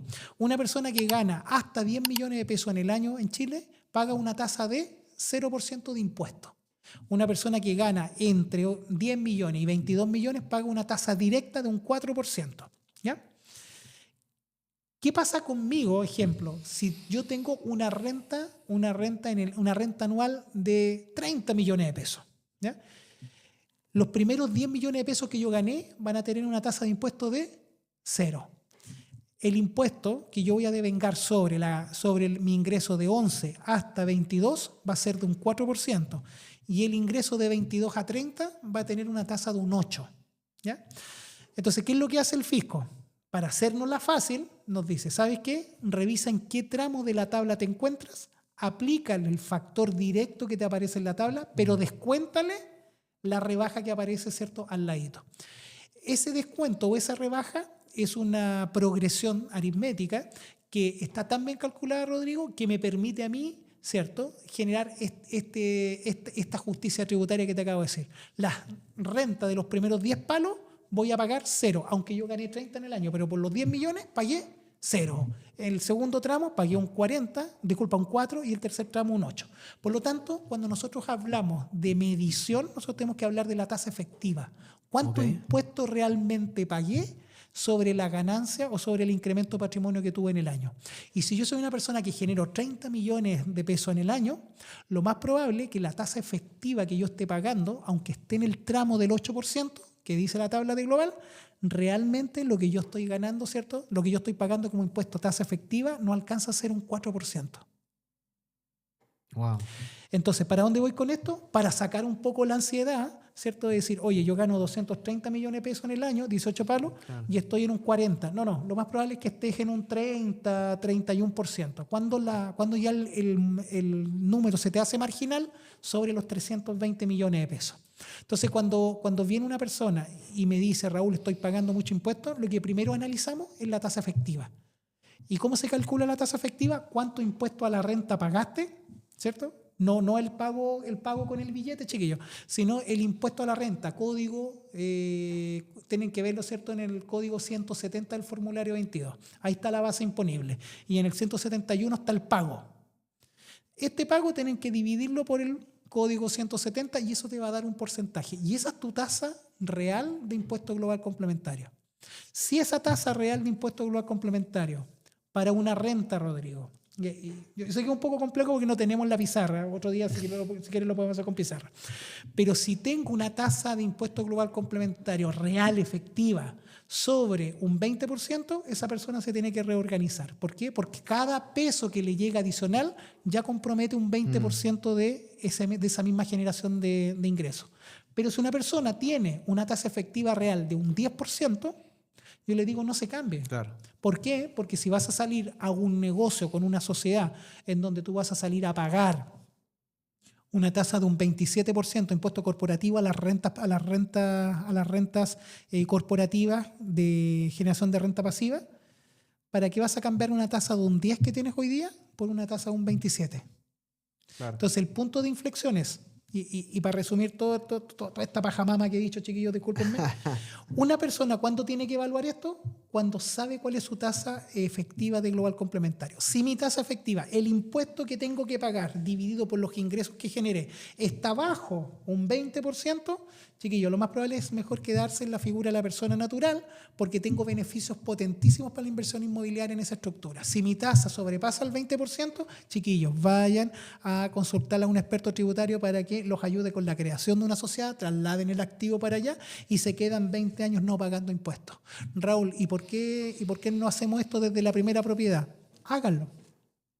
Eso es lo lindo del mundo de la planificación. Lo pueden hacer de la primera, de la quinta, de la 10ª o de la 20. Pero claro, cuando yo lo haga, necesariamente debo entender cómo me está pegando los números. Y solamente para terminar ese punto, Rodrigo, si tú hoy día tienes una tasa real de global complementario de un 20 y estás facturando 10 millones de pesos, estáis pagando 2 millones de pesos, ¿cierto?, de impuesto final por la creación de un flujo de 10. Claro. En cambio, si te pasas a una sociedad, ¿cuánto vas a pagar? 0, pero no es que no estés pagando, estás postergando, claro, la obligación, ¿cierto?, a nivel de futuro. Tal cual. Bueno. Cosas que suceden. Cositas que cualquier persona que tenga dudas puede ahí obviamente conversar y tener alguna auditoría, Sí. porque creo que al final del día lo primero que las personas que tienen dudas con respecto a sus ingresos, si les conviene o no, porque claro, la mayoría de las personas, creo que, no sé si te pasa, pero la mayoría de las personas que te deben llegar es como al principio están muy ansiosas y al final sacan cuentas y todavía no es momento, ¿no? Efectivamente, y solamente ahí para terminar un punto, una persona de alto patrimonio que ya tiene su negocio maduro, ya sabe cómo ganar plata, y tiene un vehículo, digámoslo así, de inversión claro, esa persona, la variable de los impuestos, chiquillos, aunque va a sonar medio raro, pero la variable de una persona de alto patrimonio que sabe las reglas del juego, no le hace mucho ruido pagar el 40%. No le hace mucho ruido pagar el 27% de las rentas. Claro. De las rentas, ¿cierto?, de primera categoría. ¿Por qué? Porque sabe que esas son las reglas del juego. Entonces, cuando tú ya estás generando mucho flujo, ¿cierto? Mucho flujo, prefieres pagar hoy día para darle certeza a esa actividad hoy día y evitarte, ¿cierto?, la postergación del pago mañana. ¿Por qué? Porque aquí es donde viene el tema clave, Rodrigo, y a veces no lo entendemos. Porque lo que dejo de pagar yo, adivina quién va a tener que pagarlo el día de mañana. Claro. Los hijos. Entonces, cuando llega el proceso de la herencia, si yo fallezco, tengo 50 propiedades en mi nombre, después mis hijos, ¿cierto?, cuando quieran poseer esa herencia, a través del proceso de posesión efectiva, adivina qué van a tener que hacer. Tal cual, sí, van a tener que afrontar eso, Van eso a que no tener pagaste. que ir a pagar. Y el impuesto a la herencia tenéis que pagarlo en billetitos. Ahora está saliendo una propuesta de pagarlo en 3 cuotas dentro de un año, Mirá. pero para hacerte dueño de la propiedad tienes que salir a pagar en billetitos. Por lo tanto, adelantar eso, en el caso de las personas de alto patrimonio, yo te diría que muchos se preocupan de poder hacer eso en vida, con procesos que te dan certeza jurídica, como la donación. Claro. Bueno, ahí abriste la puerta para ya con este último tema que seguramente a la gente le va a interesar. Ya podríamos ir como un poco redondeando, pero creo que tiene que ver con un poco, me gustaría que nos transmitas esta mentalidad de la gente rica, que se planifica, que tiene esta mentalidad, digamos, de pensar transgeneracionalmente, ¿no? ¿Qué cosas hacen la gente de alto patrimonio, pero real, que no hacemos los mortales, las personas naturales o las que estamos creando recién estas riquezas? ¿Qué hacen ellos de distinto de nosotros? Bueno, ellos ya piensan, ¿cierto?, en años futuros, ya no piensan, ¿cierto?, como nosotros en el día a día, qué voy a hacer mañana. Yo te diría que ellos, ¿cierto? Bueno, aquí hay una estadística que es bastante nombrada en el mundo de la asesoría, que tiene que ver con las generaciones, los negocios. ¿Uno como persona natural, con un trabajo, puede crear patrimonio? Sí, la respuesta es que sí, puede crear un patrimonio, puede crear un buen pasar en el futuro. Pero los grandes patrimonios no lo hacen desde el punto de vista del trabajo dependiente, sino lo hacen del trabajo independiente. Cuando se transforman, ¿cierto?, en emprendedores, el emprendedor en algún momento ya conoce la maquinita, cómo hacer el dinero, ¿cierto?, cuáles son las cosas que tiene que comprar, a cuánto venderlo. Entonces ya hay una curva de aprendizaje. Cuando pasa al Valle de la Muerte, hay una curva de aprendizaje de cómo hacer el dinero. Una vez que sabe hacer el dinero, viene después el siguiente desafío, que es transformarse de emprendedor a empresario. Cuando ya entiende que el negocio, lo importante, y aquí, chiquillos, discúlpenme si van a escuchar este comentario, esta es una barbaridad, pero cuando ya no es importante meterte en la operación. Porque yo he escuchado un montón de dueños de negocio, no, es que si yo no estoy en la operación, el negocio no anda. No. Claro. Si eso lo hubiese pensado así el señor George Polman, nunca Jumbo hubiese sido Jumbo, ¿cierto? Y si los solarios hubiesen pensado eso, sí, Falabella nunca hubiese existido. ¿Ya? Exacto. Entonces, ¿cuál es la siguiente etapa? Cuando yo salgo de la parte operativa y me voy a la parte directiva, cuando ya empiezo a pensar, ¿cierto?, o en más negocios, o comienzo a visionar, ¿cierto?, cómo llegar a este segundo nivel que yo digo, que tenemos, ¿cierto?, los empresarios, que ya sabemos hacer la plata. Ahora el desafío realmente está en entender cómo puedo sostener el dinero en el transcurso del tiempo. Claro. Que ese también es un trabajo, chiquillos, aunque no lo crean, gigantesco. Primero hacerla y después sostenerla, ¿ya? Entonces, cuando viene ese sostenimiento, llega un momento en que te das cuenta, o cierto, los grandes empresarios se dan cuenta, de que ellos ya tienen su vida resuelta, quizás tienen resuelta la vida de sus hijos. Pero ahí es donde cambia, ¿cierto?, el lenguaje, y ya no es necesito protegerlos. Ahí es donde viene, ¿cierto?, la palabra, necesito dejarle un legado a mi familia, que me conozcan, que yo fui, ¿cierto?, la persona que fundó el negocio, que me levantaba a las 6 de la mañana, me acostaba a las 12 de la noche, hice el negocio, ¿cierto?, lo desarrollé, después me transformé en empresario, ya no controlaba el negocio, ¿cierto?, preguntando a la señora Pepita, ¿cuánto facturamos? Si no, ahora me metía, ¿cierto?, a una aplicación, veía cuánto facturamos, ahora llegaron unos ingenieros, me colocaron unos KPI arriba de la mesa, ¿qué son los KPI? Bueno, y después empecé a entenderlo. Bueno, cuento corto, Rodrigo, las personas ya empiezan a pensar más allá de su línea de vida. Cuando una persona comienza a pensar así, prácticamente, ¿cierto?, las herramientas que necesita desarrollar son distintas a las de nosotros. ¿Y cuáles son sus herramientas? Ahí es donde, ¿cierto?, buscan información de personas que están en su mismo, digamos así, en su mismo nivel, claro, y con ese mismo desafío.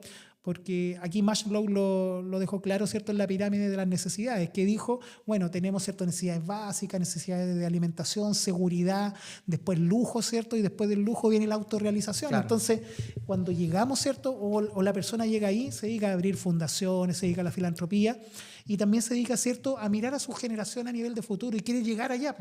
Pero para llegar allá no sabe que no puede llegar en la vida, con vida. Entonces, ¿cómo quieren llegar? Se termina. La vida es fungible, ¿cierto? Estamos aquí hoy día, estábamos hablando delante al inicio del podcast, yo tenía pelo cuando estudiaba contabilidad. Entonces, ahí empiezan todas estas tácticas y técnicas que de una u otra manera las personas de alto patrimonio van desarrollando. Una de ellas es en la tercera generación, hay un punto de inflexión en la tercera generación, que es en donde profesionalizan las empresas, en donde ya la delegación de las responsabilidades no está dada en la familia, sino está dada, ¿cierto?, en personas claves de confianza, pero duros técnicamente, claro, para poder generar ese legado empresarial y familiar. Y tú lo puedes ver en la mayoría de las empresas o las grandes marcas del mundo. Louis Vuitton, hasta hace 30 años atrás estuvo el último director de la familia Louis Vuitton al mando de la empresa. Hoy día la empresa ya no hay nadie de la familia Vuitton, ¿cierto?, administrando la empresa. Hoy día es un tremendo, uno de los hombres más ricos del mundo es quien compró esa marca y la sigue explotando.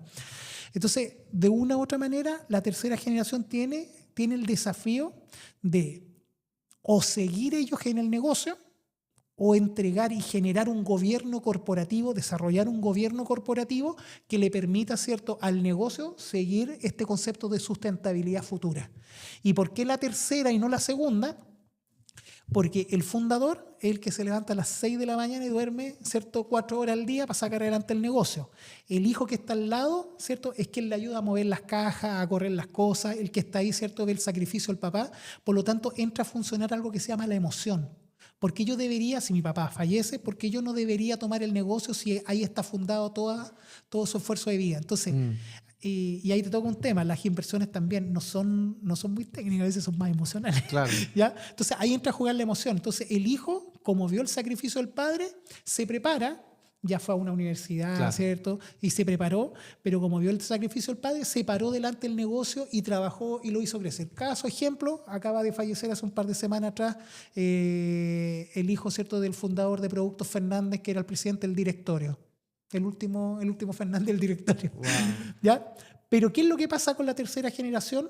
Y lo conversábamos delante, existe, ¿cierto?, no voy a decir esta facilidad de vida, pero miraron el negocio desde otra perspectiva, porque el negocio ya estaba maduro, ya facturaba, el papá, ¿cierto?, quizás ya no necesitaba trabajar las 24 horas que trabajaba el abuelo. Claro. Entonces, en el caso de la tercera generación se da un poco esta relación de poder vivir de los frutos de la inversión de las dos generaciones pasadas. Y se desconecta de la emocionalidad también, ¿no? Efectivamente. Porque en esta primera generación, no sé, uno parte a los 20, con sangre, sudor y lágrimas, logra darle un futuro mejor a su hijo, que lo manda a estudiar inclusive afuera, si es que le fue muy bien y demás, pero ya ese hijo, y ni hablar el hijo del hijo, ya tienen solamente un recuerdo, una fotito del tata ahí nomás y listo, ¿no? Sí, efectivamente. Entonces ahí está ese punto de inflexión que en gran parte la estadística de la muerte de las empresas de la tercera generación es alta. ¿Y cuándo muere? Cuando la tercera generación no se preparó para tomar el mando.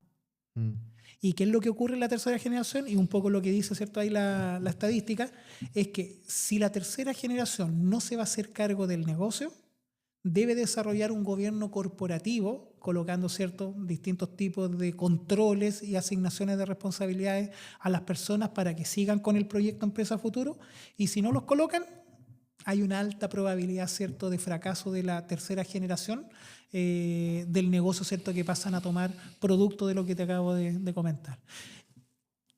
Ahí es donde yo te digo que hay personas, empresarios, que empiezan a mirar un poco más allá y empiezan a analizar estos problemas. Y ahí es donde ellos definen, ¿cierto?, abrir una estructura corporativa. Claro. Y la estructura corporativa o el gobierno corporativo es cuando el socio, dueño o accionista de la empresa llama alrededor de la mesa a distintas personas que tienen capacidades y conocimientos distintas a las de él. O sea, al final del día, yo creo que el administrador tiene un nombre súper bien puesto. Administra. ¿Y qué administra? Recursos varios.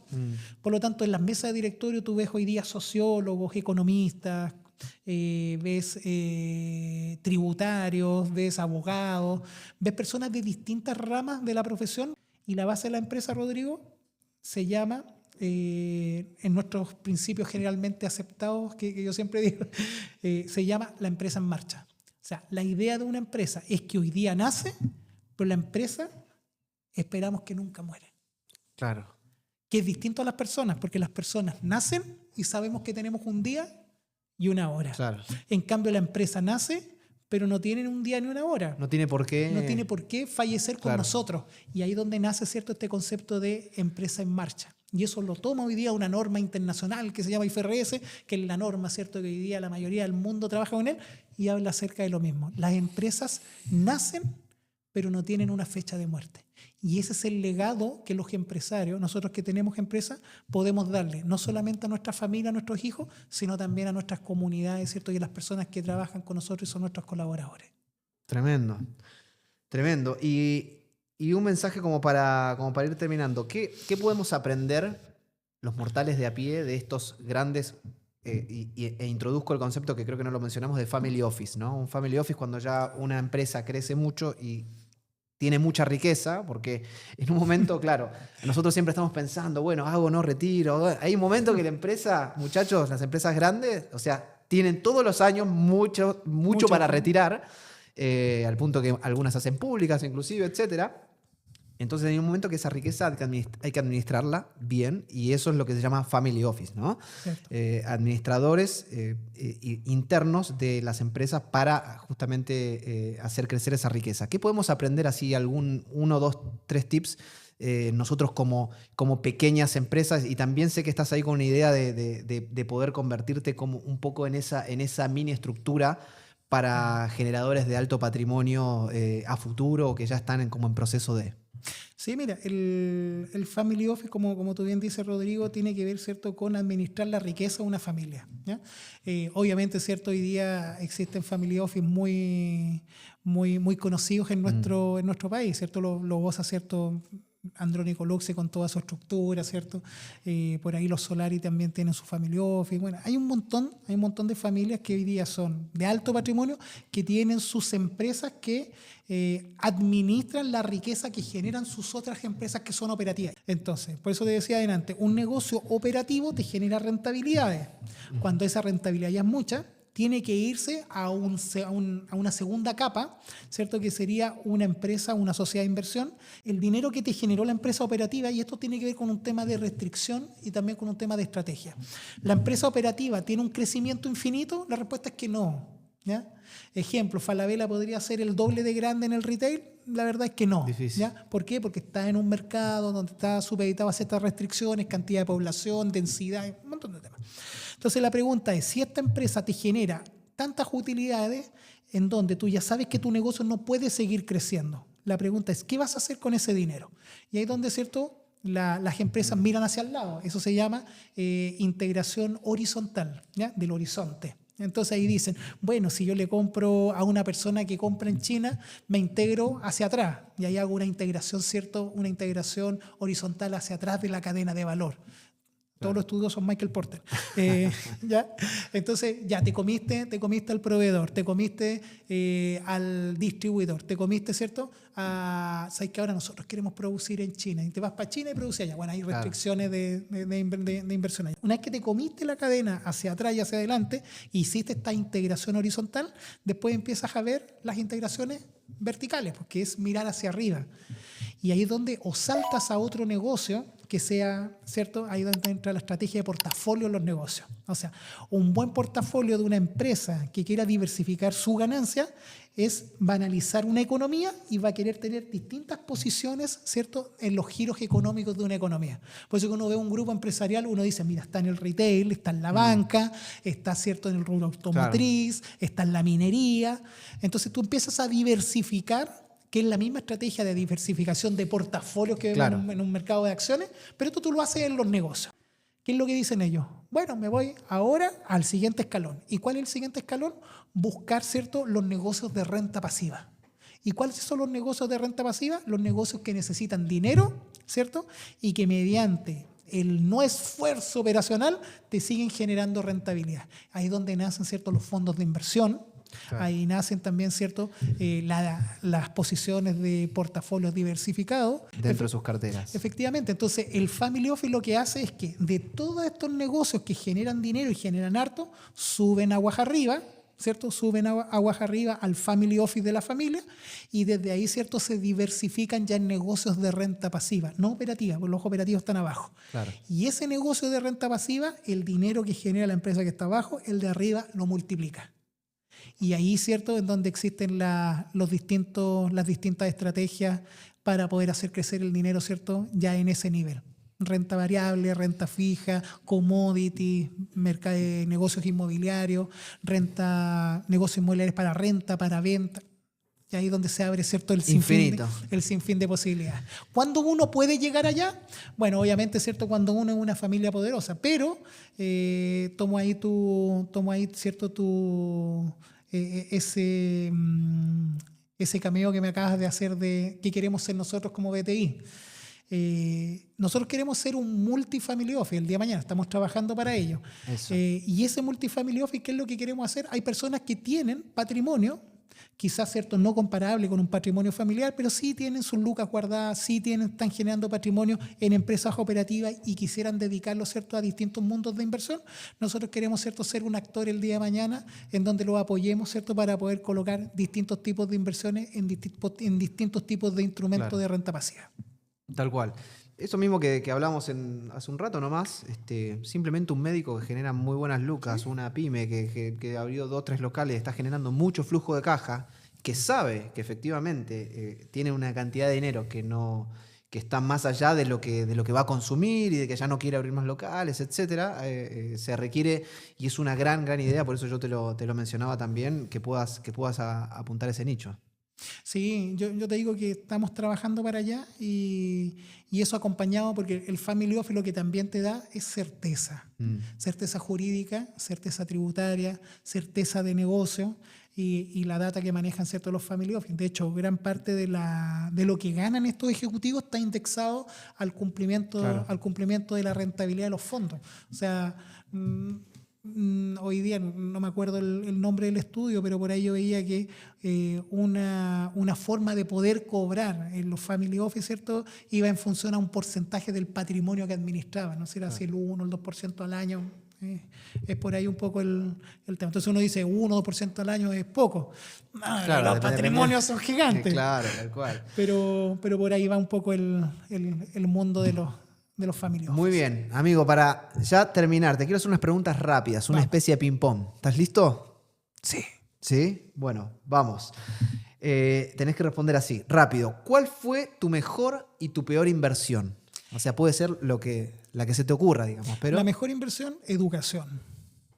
La peor inversión, meterme a un negocio en donde no conocía cómo hacer las cosas. Bien. Excelente. Educación y meterse en cosas que uno no conoce. Perfecto. ¿Cuál fue el momento específico en el que te cayó ahí la teja de que con tu capacidad, tu perfil, tu talento, podías realmente construir riqueza tanto patrimonial como ser un aporte, digamos, para otros, en este caso a través de tu marca y demás? ¿En qué momento te diste cuenta, como dijiste, pucha, acá se está creando algo grande? Cuando me di cuenta de que la información que uno cree cuando la información que uno tiene, cree que todos lo saben. O sea, cuando me di cuenta, cuando me puse a las personas a hablarle de temas tributarios. O sea, a veces uno tiene subestimado lo que sabe respecto de las personas. Y eso pasa por algo, Rodrigo. Porque nosotros, los tributarios, ¿con quién nos juntamos? Con los tributarios. Entonces, cuando yo le digo artículo 17, número 8, ¡ay, que está aquí! Claro. Sí. Pero si yo te lo digo a ti, tú no lo sabes. Entonces, cuando te lo digo, aprendes. Y esa información yo la tenía subestimada porque no estaba en el grupo o en el perfil del cliente específico que necesita esta información. Claro, y ahí tomaste conciencia que es una información gigantesca valiosa para ti, quizás repetitiva para mí, pero valiosa en la sinergia mutua. Claro, bueno, pasa lo mismo con nosotros con la inversión. Uno está todo el tiempo hablando de esto y viendo números y al final uno se da cuenta del valor que aporta cuando justamente lo hace público. Tremendo, tremendo. Otra pregunta. A ver, imagínate que hoy te subís al DeLorean. ¡Wow! ¿Te acordás del DeLorean, no? Sí. Por favor. ¡Hey, Marty! ¿Dónde estás? Claro. Y te encontrás con tu versión, con ese Raúl con pelo de 25 años, recién partiendo ahí su carrera profesional. Y solo podés cambiar una decisión, podés cambiar una de tu profesión, de tu carrera hacia adelante. ¿Cuál sería ese giro que darías? Aprende finanzas. Aprende educación financiera personal. Así de una. Así de una. Hoy día sería millonario, Rodrigo. ¡Wow! Me gustó eso, ¿eh? Al tiro. Excelente. Y la última pregunta. ¿Cuál es el número mágico para Raúl, para retirarse? Ese que te dice, cuelgo los guantes. Mira. O número, o no sé si hay número, o alguna meta de algún tipo que te diga, con esto llegué, no quiero más. Mira, esta no te la puedo responder muy fácil. ¿Ya? O con una oración. Para mí la meta en un tiempo era un número. Pero cada vez que me voy colocando más viejito y aprendo más cosas, ese número se me va agrandando cada vez más. Epa. Entonces, al final del día, colocarle un número a la meta es muy bueno porque uno tiene, ¿cierto?, que tener la meta para poder medir y ver cómo vamos creciendo en función a la meta. Pero cada vez que he llegado a ese número, viene después uno más grande. Entonces, no sé si ese es el hambre interno, ¿cierto? El hambre interno, pero yo te diría que es un poco este paso evolutivo que te acabo de comentar. ¿Qué es lo que le diría al Raúl de antes? Estudia finanzas, pero no las finanzas que estudiamos. Claro. Estudia educación financiera. ¿Por qué gastáis lo que gastáis? ¿Por qué no inviertes? ¿Por qué no te atreves a pasar? Claro. ¿Por qué no te metes a un curso a estudiar esto específico? ¿Cachai? Pero el número, lo personal lo tengo claro. Estoy a un 80% de cumplirlo el día de hoy, pero ese número lo cambié en comparación a ese número en 3 años atrás. Pero hoy día estoy a un 80% de cumplirlo. Wow. No te lo puedo decir porque te lo digo después tras de cámara. Pero chiquillos, ¿qué es lo que ocurre? Cada vez que uno, y esto lo mismo pasa con la edad, cada vez que uno, ¿cierto?, va llegando a ese número, tú tanto trabajas en tu mentalidad y tanto trabajas en ti que después el número que tú encontrabas imposible se te hace posible. Y ese número, como se hace posible y tú tienes hambre de seguir creciendo, lo incrementas. Y porque cada puerta que vas abriendo va abriendo otra más grande, en el fondo. Llegás a un lugar y decís, acá estoy bien, pero decís, hay algo más allá, ¿no? Efectivamente. Entonces ahí es donde uno, Rodrigo, empieza, como te decía, por el tema de la edad. Cuando yo tenía 20 años, encontraba que 40 una persona era vieja. Hoy día tengo 40 y soy un lolo, chiquillo. Tengo energía para todo. Pero ¿por qué pasa eso? Porque nos vamos acercando a nuestra meta y nos va quedando vida. Claro. O sea, si tú me preguntas a mí, Rodrigo, Raúl, ¿cuándo vas a parar? Yo creo que nunca. Nunca. Mi señora siempre me dice ahí, oye, tenéis energía y tenéis pila para mucho. Sí, lo que pasa es que mientras tengamos vida y mientras tengamos cierta fuerza, la verdad, ¿cierto?, es que poder seguir creciendo, poder seguir estando con las personas que queremos estar y ayudando a las personas que podemos ayudar, forma parte, ¿cierto?, de lo que siempre hablamos ahí con Rodrigo tras cámara, que tiene que ver con propósito. Tal cual. Cierro con esta frase. Me hiciste acordar una canción de Jorge Drexler, que es un artista uruguayo. Leo la última frase nomás, que es el final, que dice: lo mismo con las canciones, los pájaros, los alfabetos. Si quieres que algo se muera, déjalo quieto. Ah, En el momento que te quedaste quieto, te moriste. Así que los que están del otro lado, a seguir moviéndose. La mejor inversión, ya lo escucharon, todos te van a decir lo mismo, es uno mismo, invertir en uno Sí. mismo. Y más allá de los activos, después eso viene solo, ¿no? El Exacto. saber elegir viene cuando uno ya tiene algo acá. Por eso vemos tanta gente caer en Ponzi, en estafa, porque al final del día lo que falta es información acá, ¿no? exacto. O sea, el mejor activo somos nosotros, nuestra mentalidad. Lo que le colocamos acá es lo que nos puede, ¿cierto?, traer o ayudar a traer a la realidad, ¿cierto?, lo que queremos. Así que muchas gracias, Rodrigo, por la invitación, y dispuesto aquí a seguir conversando cuando lo necesite. Así es, gracias Raúl, y bueno, ya saben, por acá en el link tienen la información de sus redes y lo que necesiten, acá está el servidor y su servidor también. Nos vemos, gracias Raúl. Chao, chicos. Chau, chau.